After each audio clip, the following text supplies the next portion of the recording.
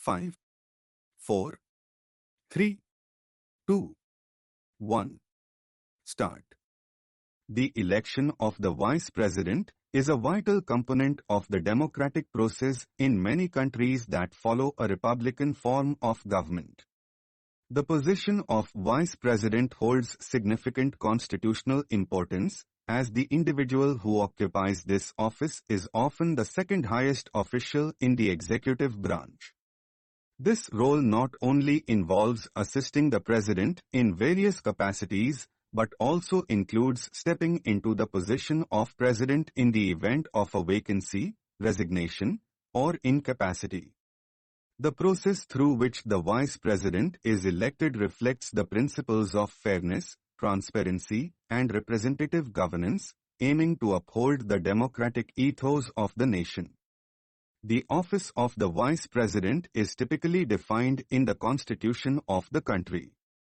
The method of election is outlined in detail to ensure that it is conducted in a structured and impartial manner.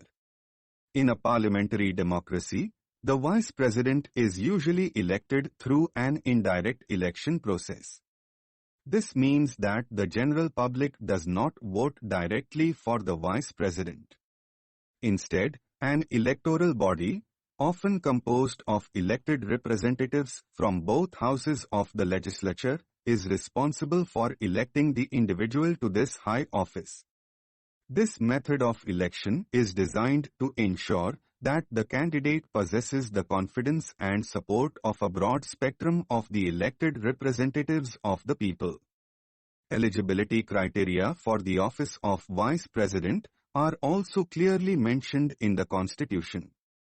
The candidate must be a citizen of the country and must have attained a specific age, which is usually comparable to or slightly less than the age requirement for the President.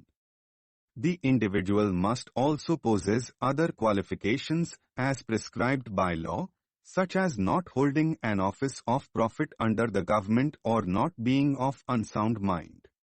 These conditions are essential to ensure that only capable and impartial individuals contest for this office, maintaining the integrity of the position. The nomination process for the Vice President begins with the filing of nomination papers. A candidate must be proposed and seconded by a certain number of members of the electoral body.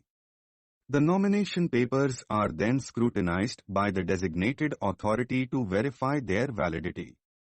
This step ensures that only serious and eligible candidates are allowed to contest the election.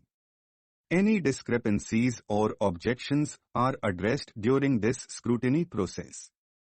Once the nominations are cleared, the list of valid candidates is published and the date of polling is announced. The election is conducted by means of a secret ballot to ensure confidentiality and free expression of choice by the members of the electoral body. The voting is done through a system known as proportional representation by means of a single transferable vote. This system is designed to provide a fair chance to all candidates and to reflect the preferences of the members more accurately. Each member of the electoral body is required to mark their preferences for the candidates on the ballot paper. If no candidate secures the required majority in the first round of counting, the candidate with the least number of votes is eliminated, and their votes are transferred to the remaining candidates based on the second preferences indicated on the ballots. This process continues until one candidate secures the requisite majority and is declared elected. Once the voting is completed and the results are tabulated, the returning officer formally declares the name of the elected Vice President. The declaration is then communicated to the relevant authorities and arrangements are made for the swearing-in ceremony. The elected individual takes an oath of office administered by a senior constitutional authority.